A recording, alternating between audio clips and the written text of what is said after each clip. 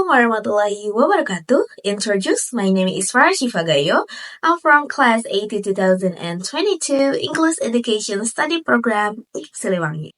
In this video, I'm going to try to be an interpreter who translate the speaker speech using English into Bahasa.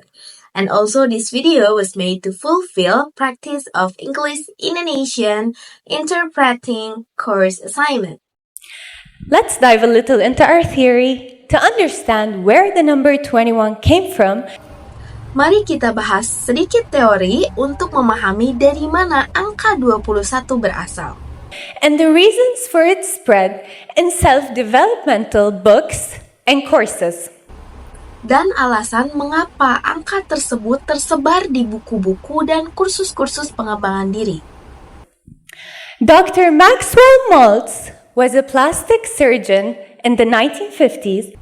Dr. Maxwell Maltz merupakan seorang dokter bedah plastik pada tahun 1950-an. When he began noticing a strange pattern among his patients. Ketika ia melihat pola aneh di antara pasiennya. For example, in a nose job, he saw that the patient took exactly 21 days to get used to start seeing his or her new nose. Contohnya, pada operasi hidung, ia melihat bahwa pasiennya membutuhkan waktu tepat 21 hari untuk mulai melihat hidung barunya. He also noticed that if a patient had an arm or leg amputated, ia juga melihat bahwa jika ada pasien yang lengan atau kakinya diamputasi, the patient would acknowledge the feeling of their new limb. Pasien akan mengakui perasaan terhadap anggota tubuh mereka yang baru. For exactly 21 days before starting to get used to their new condition. Tepatnya selama 21 hari sebelum mulai terbiasa dengan kondisi baru mereka. Dr. Maltz published his theory in a book that went very famous in that era. Dr. Maltz mempublikasikan teorinya ke dalam sebuah buku yang sangat terkenal pada eranya. And sold over 30 million copies. Dan terjual lebih dari 30 juta salinan. And here, the conflict started brewing. Dan di sini, konfliknya mulai terjadi. And it made sense why people were starting to believe his theory. Why? Dan itu masuk akal mengapa orang-orang mulai mempercayai teorinya. Kenapa? Number 1, the number 21 is considered a short period of time, and that's also considered a source of temptation. Nomor 1, angka 21 dianggap sebagai waktu yang singkat dan dianggap cobaan yang singkat. Which means something you can do. Yang artinya sesuatu yang dapat Anda lakukan. Number 2, the number 21 is also long enough to be believable. Nomor 2, angka 21 juga cukup lama untuk bisa dipercaya. A difficult challenge, but not impossible. Sebuah tantangan yang sulit, tetapi tidak ada yang mustahil. I mean, who wouldn't love to change their whole life within just 21 days? Maksud saya, siapa yang tidak ingin mengubah seluruh hidupnya dalam 21 hari? Wouldn't you love to start waking up early in the morning every day? Tidakkah Anda ingin mulai bangun awal di pagi hari setiap hari? Wouldn't you love to start cooking healthy recipes? Tidakkah Anda ingin mulai memasak resep sehat? Wouldn't you love to start drinking weird smoothies?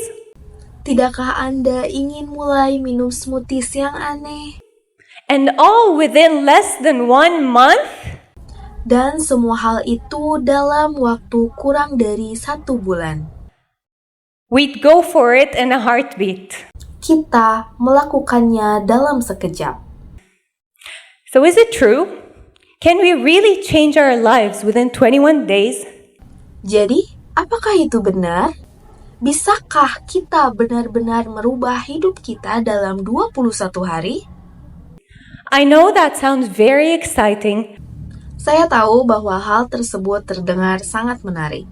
but there are actually a few factors you'd have to consider to be able to estimate the time it'll take you to form a new habit.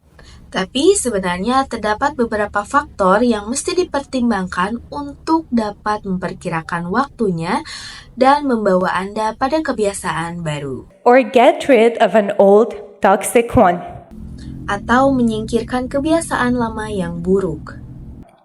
Number 1 is the complexity of your goal. Nomor 1 adalah kompleksitas tujuan Anda. If I decide to start eating fruit daily, which is considered a simple habit, Jika saya memutuskan untuk mengonsumsi buah setiap hari, itu merupakan sebuah kebiasaan sederhana. I'd probably take less time than if I want to acquire a complex athletic skill. Saya mungkin akan membutuhkan waktu yang singkat dibandingkan jika saya ingin mempelajari keterampilan atletik yang rumit. Like a tennis serve. Seperti servis tenis. Number 2, behavior consistency affects the speed of acquisition. Nomor 2, kebiasaan yang konsisten akan berpengaruh terhadap kecepatan akuisisi. Me repeating a certain behavior for 3 minutes a day is different than my friend repeating the same behavior for 30 minutes a day. Saya mengulangi sebuah perilaku selama 3 menit sehari, berbeda dengan teman saya yang mengulangi perilaku yang sama selama 30 menit sehari. So we want to clear things up. Jadi, kita mau membereskan segalanya. How long will it take us to form a new habit or get rid of an old one? Berapa lama waktu yang dibutuhkan untuk memulai kebiasaan baru dan menghilangkan kebiasaan lama?